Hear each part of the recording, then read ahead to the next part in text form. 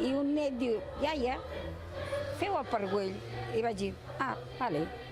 I aquest vale ha donat molta feina. Concretament un mes i mig de feina artesanal, rajola a rajola, pedra a pedra.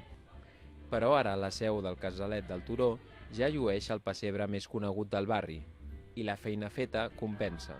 Són hores, de matí, tarda i vespre, t'estàs aquí. És això, el que tu disfrutes de fer-ho. I quan veus que ha quedat tan bonic, vull dir, és molt maco. I a vegades ja t'hi acostes i et diuen, oh, que maco que és, i sents el comentari de la gent. I llavors penses, mira, disfrutes perquè estàs pensant que la gent agrada. Cada any diuen que és el darrer, però el Casalet del Turó ja fa més de 10 anys que sorprèn el barri. Tot això, diguéssim, és de persones que portem uns anys fent-lo, però que ens agrada el pessebre, ens agrada el Nadal i que no s'ha de perdre una cosa com aquesta. Un pessebre de més de 4 metres quadrats que es podrà veure fins a la Candelera.